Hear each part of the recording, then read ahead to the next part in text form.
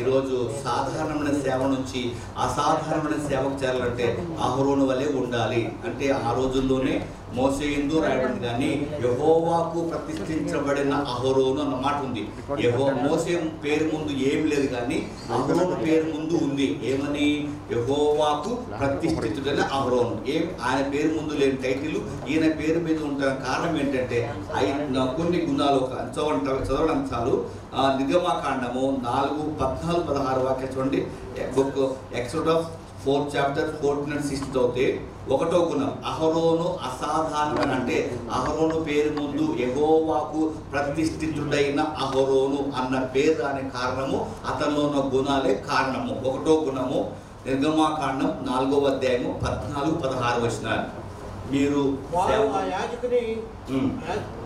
వారు ఆ ఆజ్ఞకు విరోధంగా చేసిన తెలియబడినప్పుడు అయ్యా నిర్గమకాండము 4వ అధ్యాయం 14 వచనం 16 వరకు. వారు ఆజ్ఞకు విరోధంగా చేసిన పాపం తమకు తెలియజేయబడినప్పుడు సంఘము పాప పరిహారార్థ బలిగా ఒక కోడి దూడను అర్పించి ప్రత్యక్షపు కూడా యొక్క ద్వారములకు దాన్ని తీసుకుని రావాలను. సమాజం యొక్క పెద్దలు యెహోవా సన్నిధిని ఆ కోడి మీద తమ చేతులు ఇచ్చిన తర్వాత యెహోవా సన్నిధిని ఆ కోడి దూడను వదిలిపోవలను. అభిషక్తుడైన యాజకుడు ఆ కోడి యొక్క రక్తంలో కొంచెము ప్రత్యక్షపు గుడారంలోనికి తీసుకుని రావాలను. క్షమించండి, 16వ వచనంలో నిర్గమకాండం 4వ అధ్యాయం 16వ వచనంలో 16వ వచనం. అభిషక్తుడైన యాజకుడు ఆ కోడి యొక్క రక్తంలో కొంచెము ప్రత్యక్షపు గుడారంలోనికి తీసుకుని రావాలి.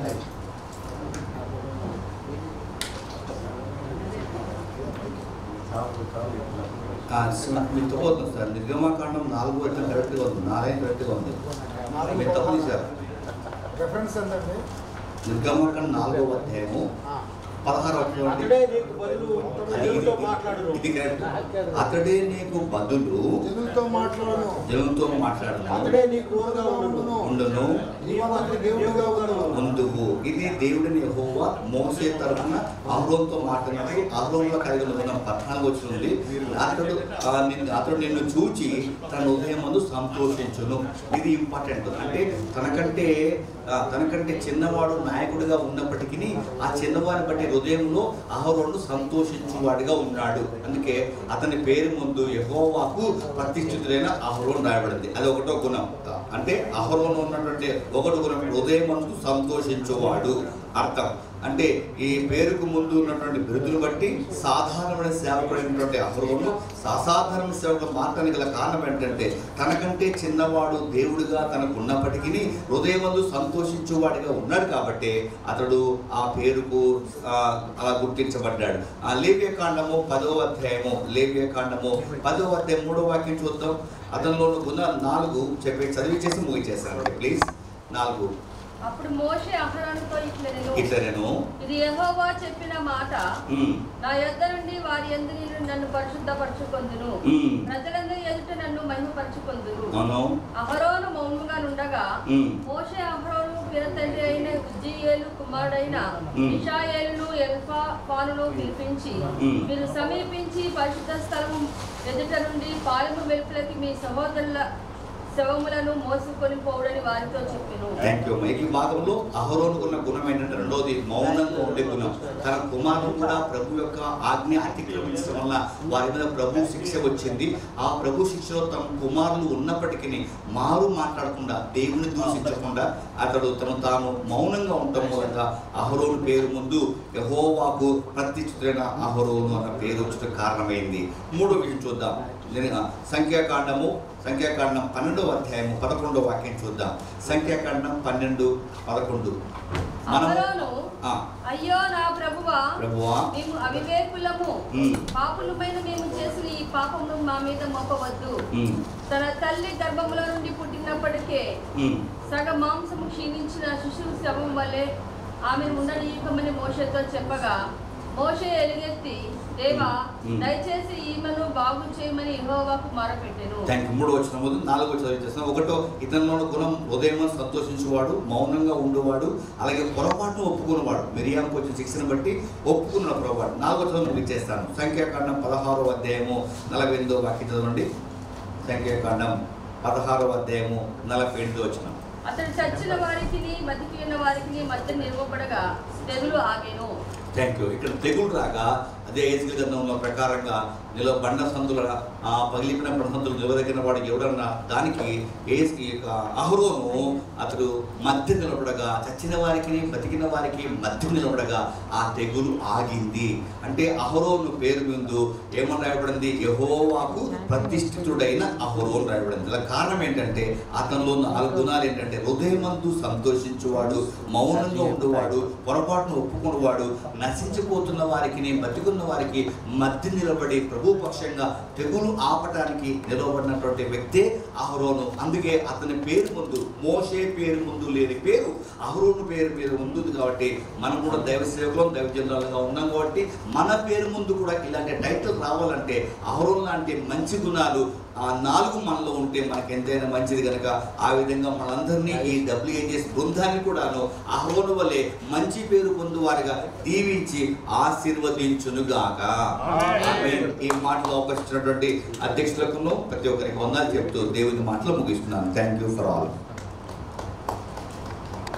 And they can able to come to what? God the Father, the Creator who has created them. Hallelujah. Hello, everybody. Yes. Amen. Amen. Right. So, but the people, what they did when Noah spoke toward them, they have mocked at him, laughed at him. They might did so many kind of things to him, right? Maybe the same situation has been taken place to Jesus Christ also when he was there in earth. People, when he was saying the good thing, they were laughing at him, mocking at him, joking at him, doing all the fun kind of things look like, right? So God has given the responsibility. He was saying to them, but the people were not listening at him. Just they were joking at him, mocking at him. But finally, what God has said to Noah, and Noah did the same according to the God's commandment. God said to Noah to make an ark so that Noah, his family, his son's wife, and the 2 pairs of the animals, the words, and the rapture thing or the scripture, whatever things may be, has to be inside in the ark. Hallelujah. Hallelujah. So that they all can able to be saved, and after the flood they will come out, and what they will do? They will multiply, because God has said that go and fill the earth. Am I right? So somebody should be there to multiply, to somebody there should be to fill anything else. Amen. So today we are here in this morning. We have come to this place to tell something very specially. I think I cannot able to complete my message, but just 1 minute. So today we are here tomorrow to come. We have come here to say something very important, because nobody we have been seen Jesus Christ. We don't know whether he died or not. We don't know whether he is resurrected or not, whether he lived or not. We don't know. But just we are believing by faith, by blindly. We know the truth. We know about his జీవితంలో వ్యక్తిగత ప్రార్థన ఉంది. లోకాసువార్త 3:2 వాక్యం. The first quality of the John have a personal prayer with God. That is the one first quality. We can see that in వ్యక్తిగత personal prayer. లోకాసువార్త 3:2. book of Luke at chapter 3 and 2nd verse. అన్నయ్యు కాయపయు ప్రధాన యాజకులుగాను ఉన్న కాలమున అరణ్యంలోనున్న జకర్యా కుమారుడైన యోహాను యొద్దకు వాక్యం వచ్చును. అంటే బాప్టిజం ఇచ్చి యోహాను ఎక్కువగా లోకానికి వేరుగా ఉండి అరణ్యంలో బ్రతుకుతున్నాడని వాక్యంలో రాయబడింది. In the word of God we see that John living in the forest areas, not in the citizens where they live. ఆ అరణ్యపు అనుభవం అనేది వ్యక్తిగత జీవితానికి, వ్యక్తిగత ప్రార్థనకి సాదృశ్యము. That is, the forest is example for the personal వ్యక్తిగత జీవితం, వ్యక్తిగత personal life. It is telling about like a personal life. కాబట్టి ఆ వ్యక్తిగతమైనటువంటి ప్రార్థనలోనికి, ఆ వ్యక్తిగతమైనటువంటి ఆ అనుభవంలోనికి సేవకుడు ఎప్పుడైతే రాగలడో అప్పుడు మాత్రమే మండగలడు. When the person will become as a personal life experience, then only he will become. It's a prayer. Yeah.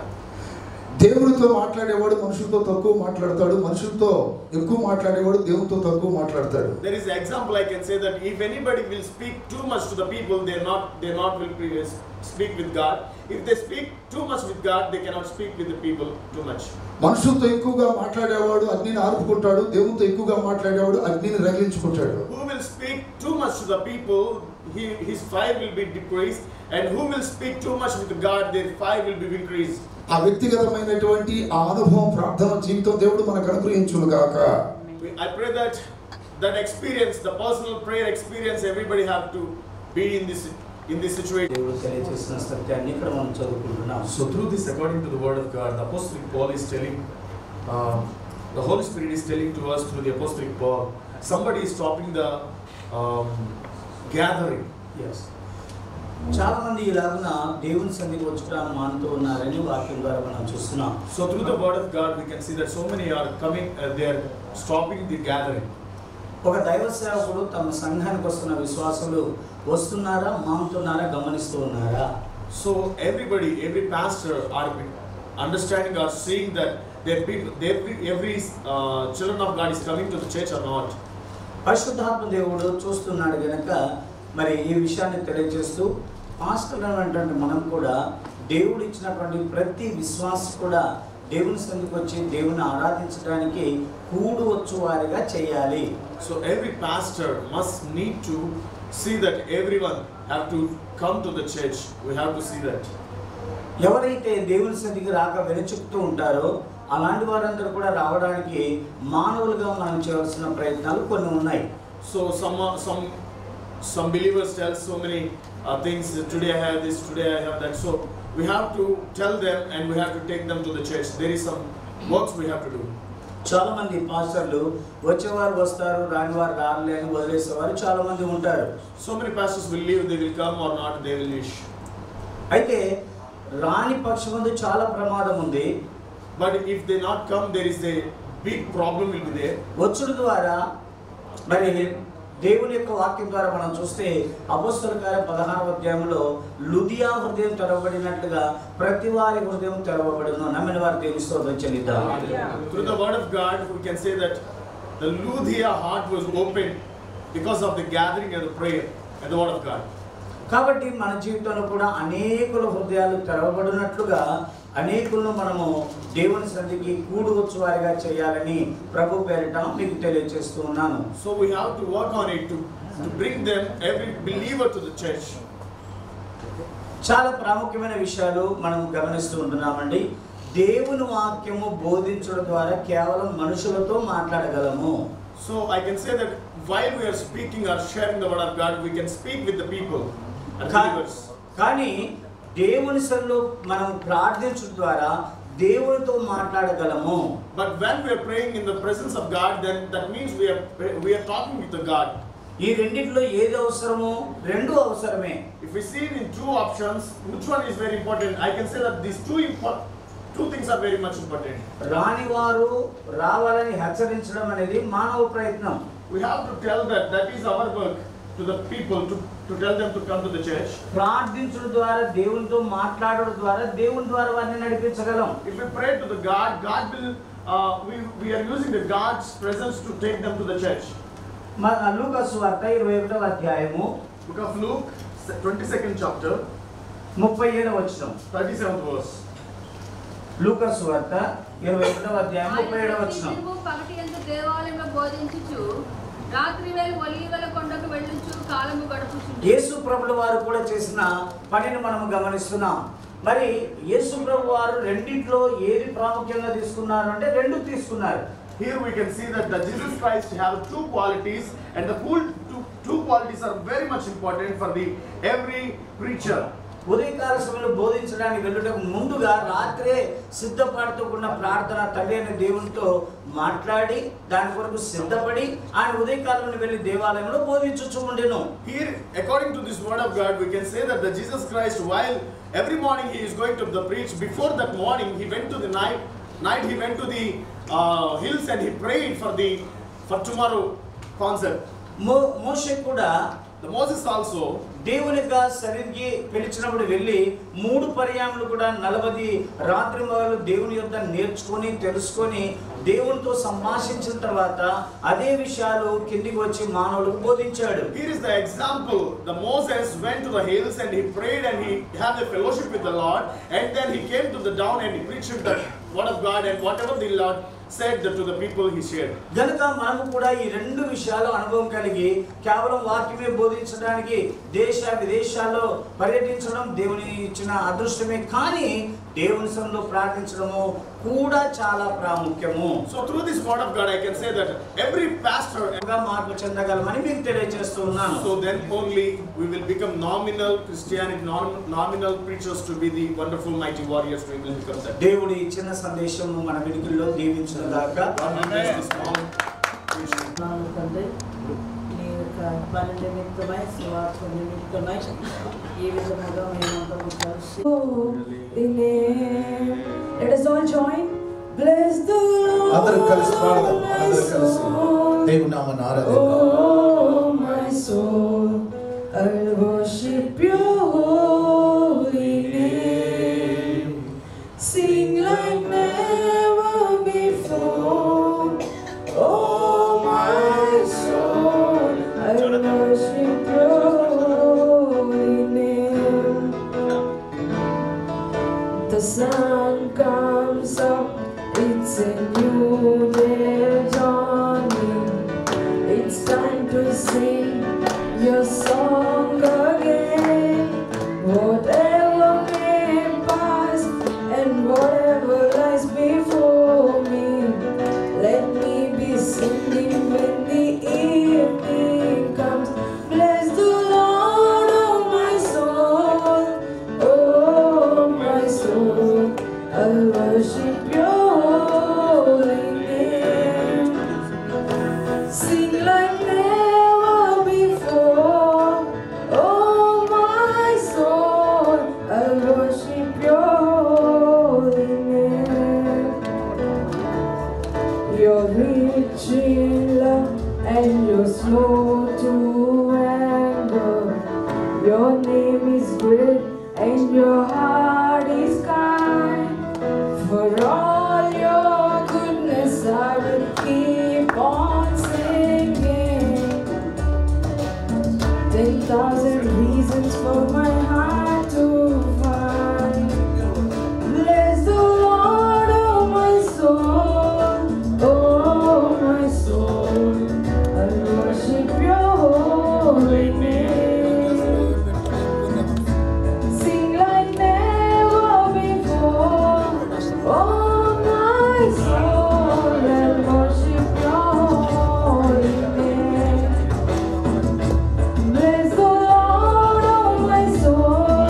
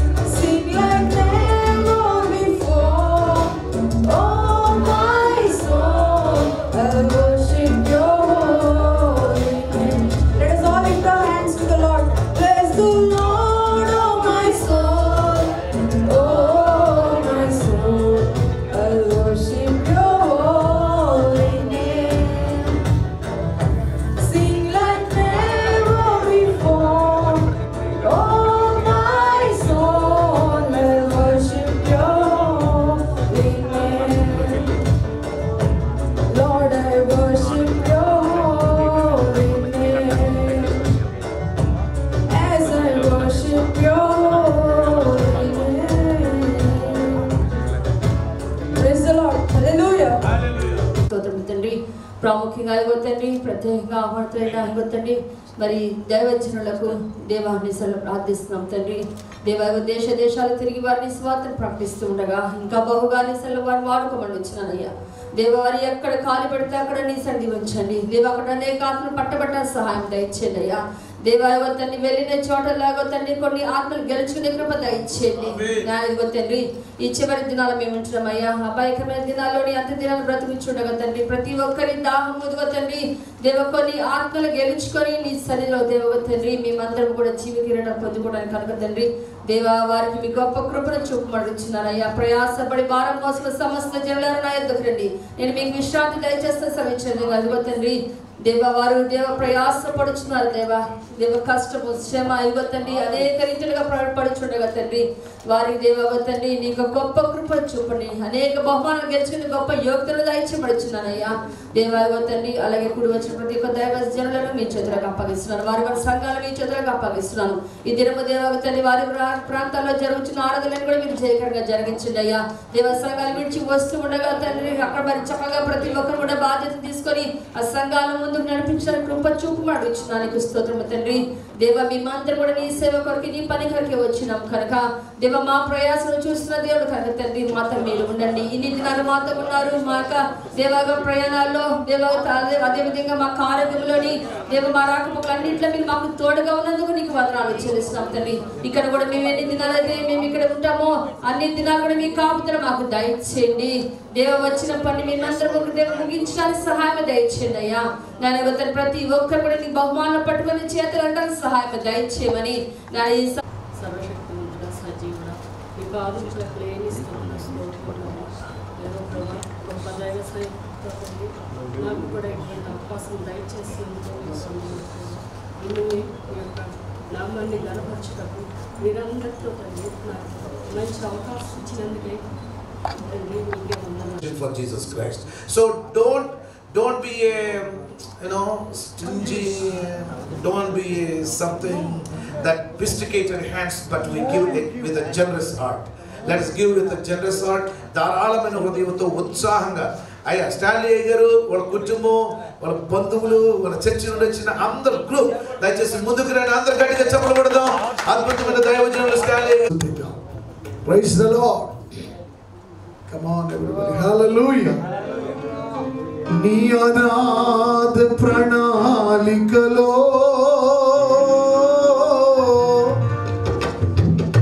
హర్షించెను నా హృదయ సీమా.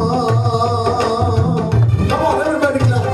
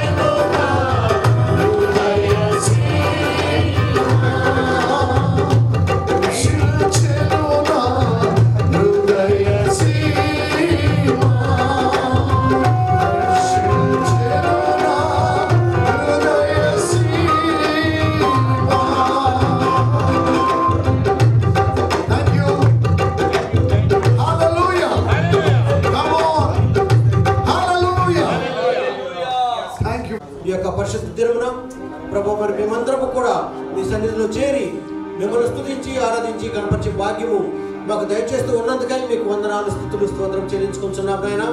మరి యొక్క WV చేసి పరిచర్యకు మరి మేమందరము కూడా సంతోషంతో ఇచ్చినటువంటి కార్యక్రమం బట్టి మీ సన్నిధిలో విజ్ఞప్తి చేస్తున్నాం.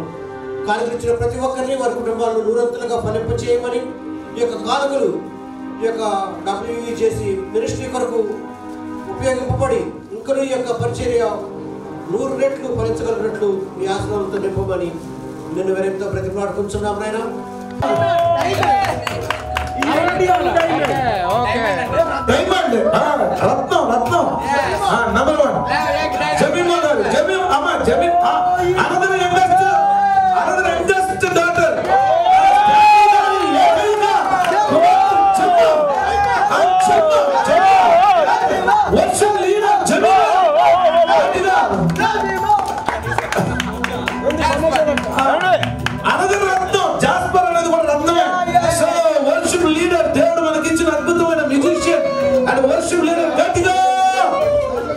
గట్టిగా చెప్పబడ్డాడు.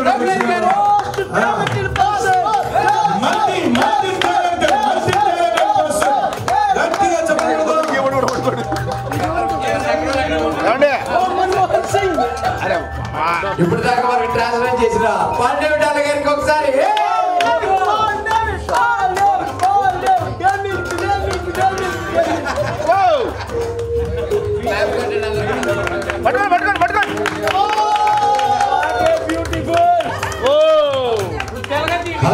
అద్భుతంగా అందరికి ట్రాన్స్లేషన్ చేసిన మన పాండవిటానికి